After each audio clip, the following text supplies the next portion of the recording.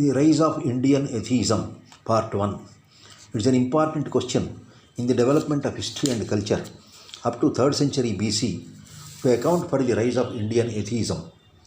It cannot be simply described as materialism or non-Vedic tendencies.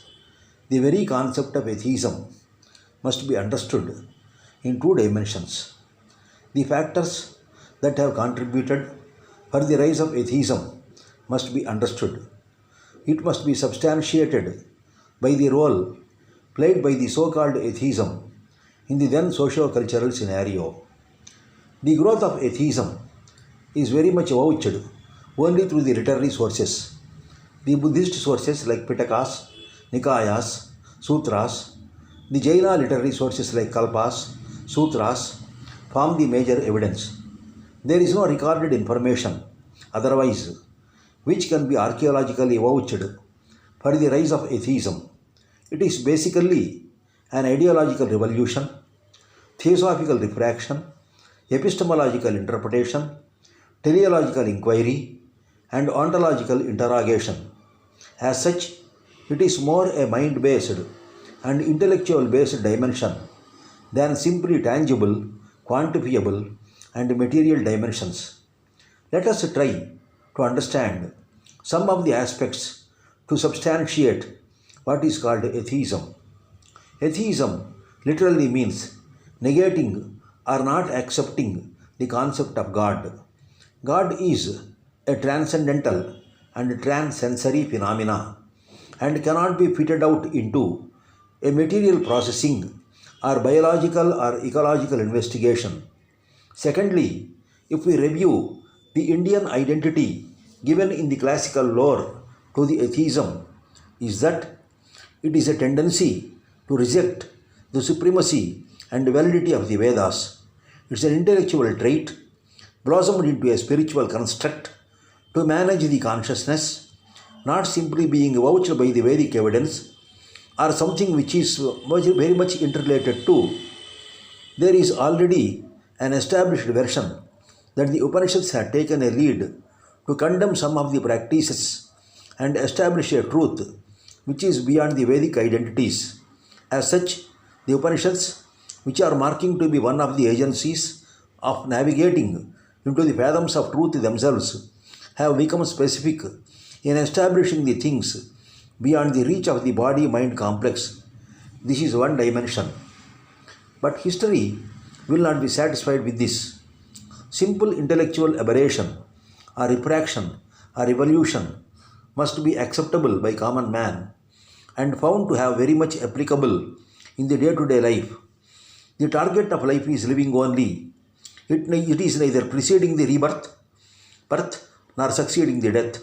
The midline between the life and death is the only point which is to be questioned by an ordinary man and even an intellectual alike.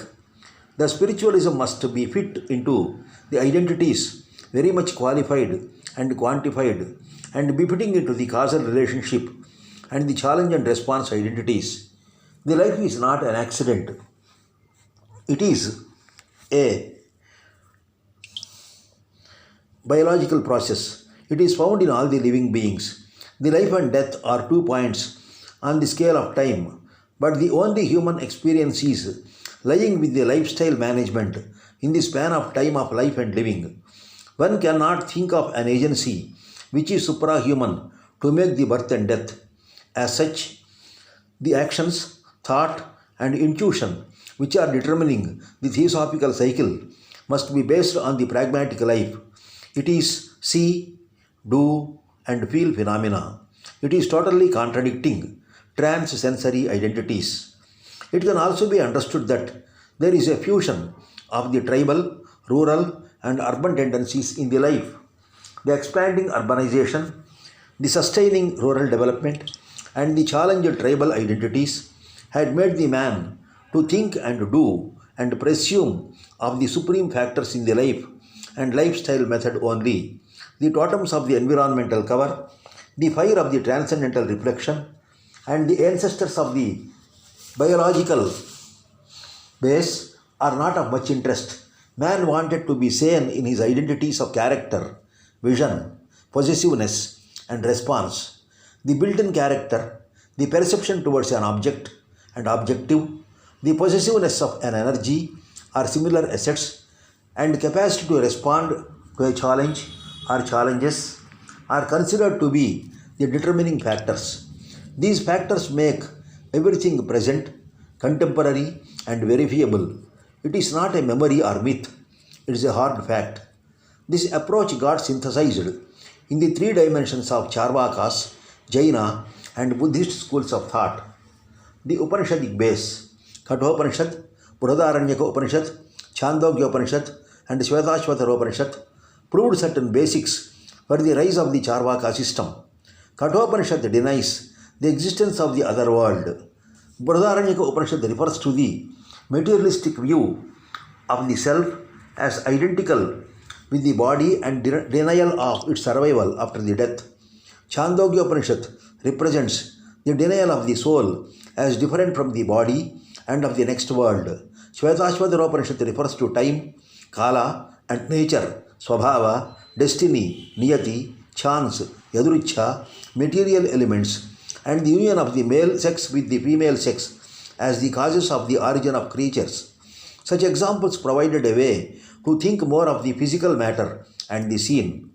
Features of Charvaka thought. Charvaka thought is said to be sweet-tongued. Charu means sweet-pleasing and Vak means tongue.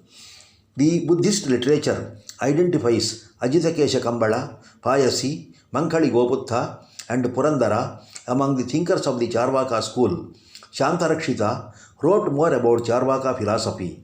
The Charvakas basically deny the Vedas, that they are vitiated by falsehood, contradiction, and tautology. There is want of agreement, incompatibility, and contradiction, and hence the Vedas have no validity as source of knowledge. The Charvakas also mean that the Vedas were inverted by the cheats, knaves, and demons, and their injections are meaningless jargons. The Charvakas dismissed the validity of Vedas. The Charvakas described the Brahmanas as those who cheat the other castes to earn their livelihood. They are devoid of intellectual intelligence and manliness and cannot earn their living by honest means. The Charvakas questioned the concept of five elements.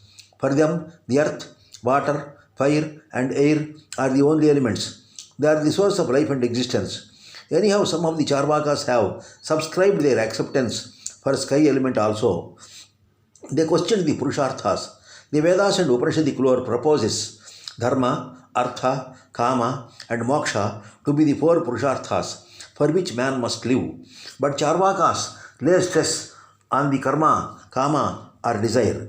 They gave significance to the pleasure arising from the embrace of a woman, and such enjoyment is the highest good. The Charvakas also have a varying agenda in their method. For them, there are no concepts like souls, virtue, vice, merit, demerit, actions, and their fruits. There is no rebirth at all. They advise it to be enjoying as long as you live all the pleasures attainable from earthly objects. They advised all to eat, drink, and be merry. They also told that they must drink ghee after going for a loan.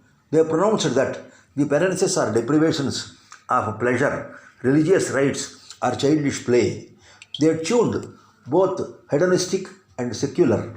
The non-acceptance of karma and its fruits as well questioned the system of yajana and homa. The Charvakas dismissed the Vedic social order and its goals and directly attacked. They have negated the actions and its results. But in day-to-day life, the negation of action is not possible at all. Every person will be doing something and getting a result, whether advantageous or disadvantageous. This has disturbed their ground of thought. They have also confined themselves to sheer biological desires. But this also had a setback because this is not simply a biological entity, but man is more a sociological entity with a corpus of cultural heritage and a background of belief system which are beyond verification. Even though they are justified in rejecting the Brahmanical practices, their stress on desire has led for its not being accepted as a religion. It was a movement anti-Vedic. It was a sectarian protest, but it could not effectively serve the menu of knowledge and truth to the best of understanding. And integrating all the divergent social segments in a time of fusion and in an hour of need of an intellectual counseling.